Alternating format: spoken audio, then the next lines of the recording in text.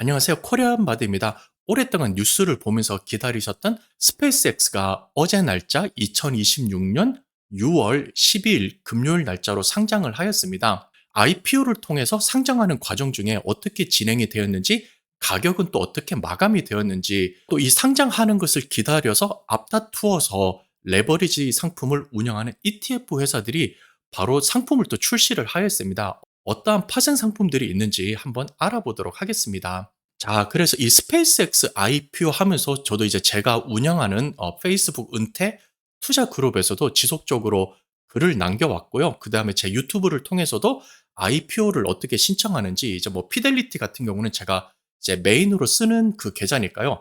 피델리티에서는 어떤 메뉴를 통해서 IPO를 신청하는지 이것들을 알려드렸습니다.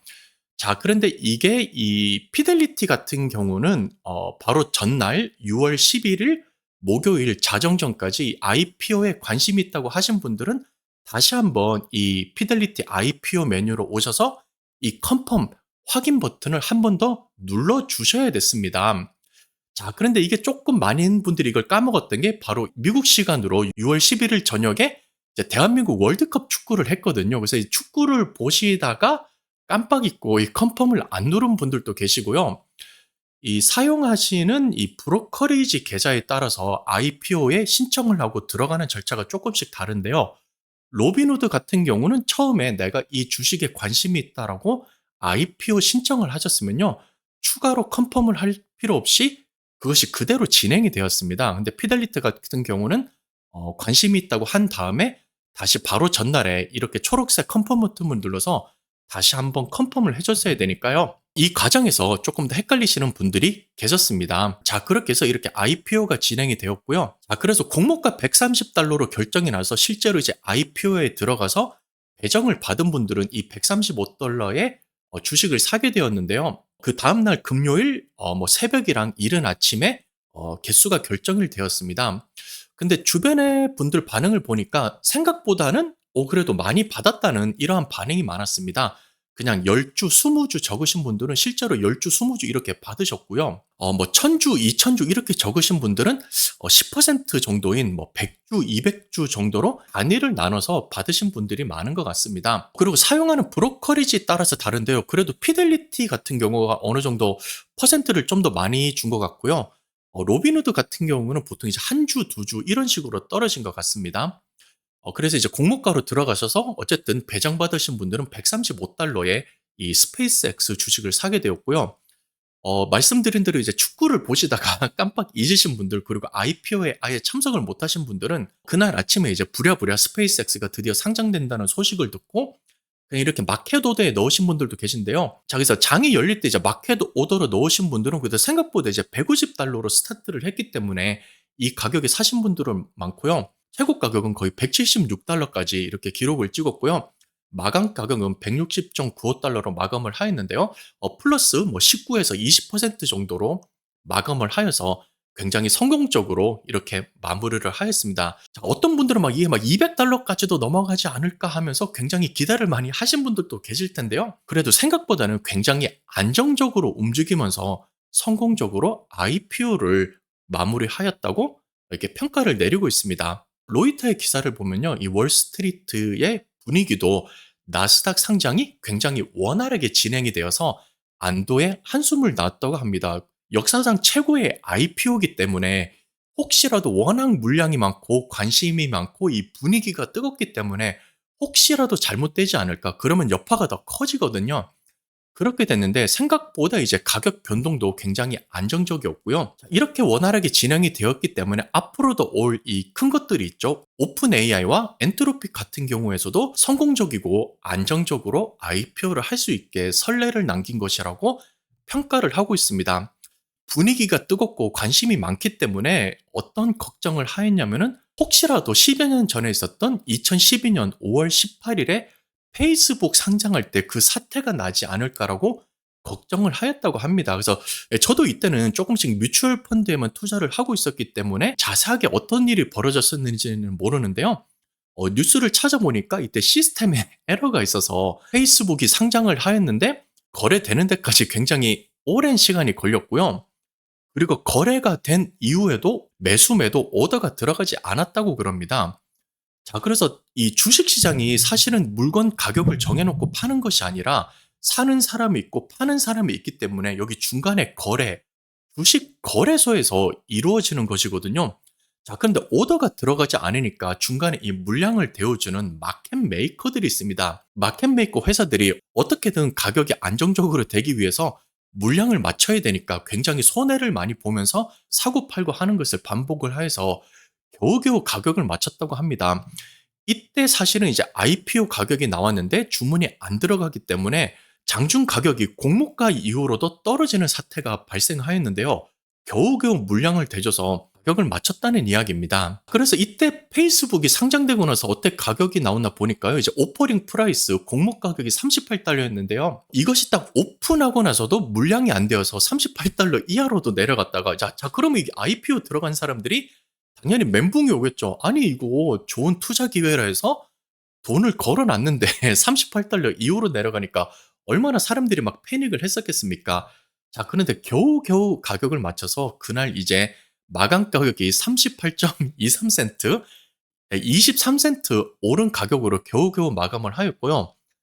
그다음 날부터는 도저히 이 가격을 맞추지 못해서 지속적으로 떨어졌다고 합니다. 그다음 날은 10% 떨어진 가격으로 마감, 그다음 날은 18%, 거의 일주일 지난 후에는 가격이 $22까지도 내려갔고요. 거의 두 달이 지난 68일 후에는 그 가격이 $20까지 내려가서 47%까지 내려간 가격이 되었습니다.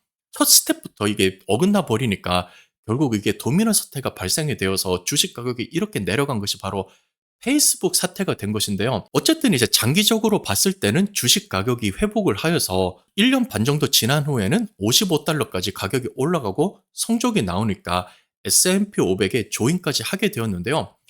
이 첫 스텝이 잠깐 막히다 보니까 결국은 주식 가격을 방어를 못해서 이렇게까지 떨어진 것이 바로 페이스북 IPO 사태가 되겠습니다. 10여 년의 세월이 지나면서 시스템도 점점 발전하고요. 그동안 IPO를 계속 하면서 투자은행 같은 경우에서도 노하우가 계속 쌓이면서 여기에 관한 대비를 하니까요. 이번 스페이스X 같은 경우는 역사상 최대의 IPO임에도 불구하고 굉장히 성공적으로 주식 상장을 하고 데뷔를 하게 되었습니다. 자, 그래서 이번에 처음으로 IPO에 참석을 하신 분들도 굉장히 많은데요. 이렇게 IPO에 산 주식은 여러분들이 이 참가한 회사에 따라서 운영하시는 브로커리지 회사에 따라서 매도하는 룰이 조금씩 다릅니다. 이 피델리티 같은 경우는 이 IPO 받은 주식을 15일 후에 팔아야 되는 이러한 룰이 있는데요. 만약에 이것을 어기고 바로 주식을 팔면은 이 플리퍼라고 하여서 규정을 한다 그럽니다. 이 플립이라는 게 이렇게 뒤집는다는 것이니까요. 보통 부동산 같은 거 할 때는 플리핑 한다 그러면은 집을 싼 거를 사서 레노베이션을 하고 막 고친 다음에 조금 더 비싼 비용으로 파는 것을 이렇게 플리핑을 한다고 하는데요. 주식 같은 경우는 IPO 혹은 어떠한 규제가 있는 이러한 주식들을 싼 가격에 산 다음에 바로 다시 가격이 올라갔을 때 팔아버리는 것을 플리핑이라고 합니다. 자, 그래서 이 피델리티 같은 경우는 15일 내로 팔면은 어떠한 룰이 있나? 자, 첫 번째로 걸리면은 180일 동안 IPO에 참여를 못하게 되고요. 자, 그럼에도 불구하고 이게 두 번째로 더 걸렸다 그러면은 365일, 1년 동안 다른 IPO 회사에 참여를 못하게 됩니다. 자, 그리고 두 번째 걸린 다음에도 자, 나는 신경 안 쓴다고 세 번째 또 걸려버리면은 다음부터는 피델리티에서 운영하는 IPO에는 영구히 참여를 못하게 됩니다. 자, 그래서 혹시라도 이렇게 IPO에 참여를 하셨다가 돈이 조금 불었다고 해서 바로 파신 분들이 있는데요. 만약에 이러한 규정을 모르시면은 어떠한 이렇게 페널티가 있는지 아셔야 되겠고요. 혹시라도 다음에 IPO 참여하실 분들 올해 이제 말에 가면은 오픈 AI 그리고 엔트로픽도 IPO에 참여해서 주식을 상장하게 되잖아요. 다음에 있을 이러한 큰 대형 회사에 IPO에 참여를 하실 분들은 약간의 이익을 위해서 본인이 이렇게 페널티를 먹고 블랙리스트에 올라갈 위험이 있기 때문에 특별히 조심하셔야 되겠습니다. 자, 이것은 피델리티에 해당이 되니까요. 여러분들이 뭐 로빈후드를 쓴다, 찰스 슈왑을 쓴다, 이트레이드를 쓴다고 그러면은 규정과 룰이 조금씩 다르니까요. 반드시 확인을 하시면 좋겠습니다. 저 IPO에 참여를 해서 주식을 조금 쌀 때 사고 싶어 했는데 그럼 이제 스페이스X가 벌써 20% 가까이 가격이 올라갔기 때문에 저는 이제 '참여를 못 하나요?'라고 생각해서 조금 아쉬워하실 분들이 있는데요. 중요한 날짜를 보면요. 첫 번째 어닝 리포트가 나옵니다. 2026년 7 월에서 8월 사이에 이제 상장하고 나서 돈을 어떻게 벌었다. 뭐 이득이 얼마고 손해가 얼마고 우리가 운영하는 비즈니스에서 어떤 것이 돈을 많이 벌었다 이런 식으로 나오는데요. 7 월에서 8월 사이에 곧 나오니까요. 이 리포트에 따라서 또 주식의 움직임이 있을 수 있으니까요. 요것들을 보시고요. 자, 그다음에 락업이라고 하여서 스페이스X에 근무하는 사람들이 그동안 자기들이 가지고 있던 상장하기 전부터 가지고 있던 그런 주식 지분이 있겠죠? 이러한 것들을 특정한 날짜가 지나야지 팔 수 있는 것이 있는데 이것을 바로 락업 릴리스라고 합니다. 그동안 잠겨 있던 것이 이제 뭐 풀린다는 것으로 보시면 되겠는데요. 70, 90, 105, 120, 135, 180, 366등 다양한 락업이 풀리는 날짜가 있습니다.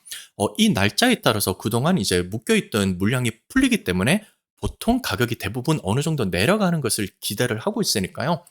자, 이러한 날짜에 따라서 또 가격 변동이 있을 수가 있겠고요. 자, 그리고 두 번째 어닝 리포트는 또 2026년 말쯤, 2026년 11월 정도에 또 이제 두 번째 어닝 리포트가 나옵니다. 자, 이렇듯 이제 여러분들이 뭐 투자를 하기 원한다 하시면은 다양한 변수가 있는 이러한 날짜들이 있으니까요. 뭐 이러한 날짜를 노려서 뭐 투자를 하시거나 아니면은 아예 날짜를 지정해 둬서 매달 어느 정도 투자를 하겠다. 매주 일정한 금액을 투자를 하겠다 하시면서 스페이스X에 관심이 있고 장기적으로 투자를 원하시는 분들은 분할 매수로 들어가셔도 충분히 기회가 있을 것 같습니다. 자, 다음은 스페이스X로 성이 안 차시는 분들은 레버리지를 이용하여서 배로 뛰는 이러한 상품을 원하시는 분들이 있어요. 스페이스X로 도파민이 안 차시는 분들이 되겠는데요. 이러한 레버리지 상품을 많이 내는 것으로 유명한 레버리지 쉐어스라는 ETF 운용사에서 나온 것이 있는데요. SPCH 스페이스X의 두 배로 이렇게 레버리지로 버는 상품이 되겠습니다. 스페이스X가 예를 들어서 뭐 5% 올라갔다 그러면은 SPCH는 두 배, 그날 10%의 이득을 먹게 되겠고요. 반대로 5% 떨어진다 그러면 10%의 손해를 보게 되겠죠. 이것이 바로 스페이스X의 두 배 롱을 잡는 이 ETF가 되겠고요. 반대로 숏을 잡는 것이 있습니다. 스페이스X가 5% 올라갔다 그러면은 10%의 손해를 보게 되겠고요. 스페이스X가 반대로 5% 손해를 봤다 그러면은 10%의 이득을 보는 것이 반대로 움직이는 숏을 잡는 ETF SSPC가 되겠습니다. 자, 그리고 그래나이트 셰어스입니다. 이 회사 역시 굉장히 변동성이 크고 레버리지 상품 그리고 크립토 같은 것들을 많이 내놓는 ETF 회사가 되겠는데요. 이 ETF 티커가 죄송합니다. 이제 스팔이 되겠습니다. SPAL이 되겠는데요. 역시 두 배의 롱을 잡는 ETF가 되겠고요. 이 반대로 이제 두 배 숏을 잡는 건데요. 이 SNK라고 티커 이름을 잡았는데 바로 그 썬크 SUNK 밑으로 가라앉다를 노리고 만든 이름 같습니다. 위에 SSPC와 같이 스페이스X의 두 배 숏을 잡는 ETF가 되겠습니다. 자, 보통 이러한 ETF 같은 경우는 운영 비용이 굉장히 높습니다. 이 SPCH 같은 경우는 0.75%가 되겠고요. 이 SPAR 같은 경우는 현재 2%가 넘는 것으로 알고 있습니다. 들은 비용이 굉장히 높고 그리고 변동성이 높기 때문에 특히 이제 상장한 지 하루밖에 안 되는 ETF를 가지고서 투자를 하는 것들은 여러분들이 가지고 있는 포트폴리오에 큰 영향을 줄 수가 있으니까요.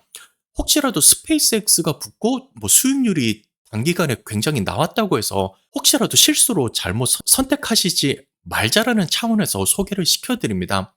이 스페이스X를 통해서 처음으로 IPO를 해보시는 분들이 많다고 했습니다. 그만큼 이제 여러분들이 금융 지식이 늘어나고 다양한 투자를 해보는 것이니까요. 이렇게 경험을 하면서 지식을 쌓아나가고 법문을 넘기는 것은 굉장히 좋다고 생각을 합니다. 그리고 혹시라도 이제 스페이스X를 못 사신 분들은 FOMO, 이제 Fear of Missing Out, 다른 사람들은 다 사는데 나만 못 사서 같이 막 투자를 하고 사는 것이 되겠는데요. 이렇게 성급하게 투자를 하는 것은 상가를 해주시고요. 제가 말씀드렸듯이 상장하고 나서 이제 분기별 리포트가 나오고 락업이 풀리는 기간, 주식이 시장에 더 많이 나오는 이벤트가 있기 때문에 가격이 좀 더 떨어졌을 때를 노리시거나 혹은 적립식으로 그냥 꾸준히 쌓아가는 이러한 방식으로 접근을 하시면 되겠고요. 이러한 개별 주식을 사는 것 같은 경우는 비중을 정해놓고 투자를 하는 것이 좋습니다. S&P 500 ETF라든가 토탈 스탁 ETF 혹은 성장주 ETF 같이 수백 수천 개의 주식으로 가지고 있는 ETF를 가지고 계시다가 이러한 개별 주식을 더하게 되면은요, 이 주식 하나가 움직임으로 인해서 여러분의 포트폴리오가 막 휘청거릴 수가 있습니다. 그렇기 때문에 어느 정도 비중을 정해놓고 하는 것이 좋습니다. 개별 주식 비중 같은 경우는 여러분이 이제 뭐 가지고 있는 몇 개를 가지고 있느냐에 따라서 다른데요. 전체 포트폴리오의 5%에서 10% 정도 가지고 가는 것이 좋으니까요. 너무 많은 비중을 개별 주식에 투자함으로써 스트레스를 받으시고 변동성을 높이는 것은 좋지 않습니다. 이렇게 해서 이번 시간에는 스페이스X가 IPO를 걸쳐서 투자되고 어떻게 성적이 나왔는지, 여기에 관련된 두 배 레버리지 상품은 어떤 것이 있는지 소개시켜 드렸습니다. 앞으로도 대형 IPO가 남아 있으니까요. 커뮤니티 글이랑 영상을 통해서 소개시켜 드릴 테니까요. 이러한 영상을 또 받아보기 원하시는 분들은 구독과 좋아요를 눌러주시면은 바로 관련 영상 및 소식을 받으실 수가 있겠습니다. 이번 영상도 시청해 주셔서 감사합니다.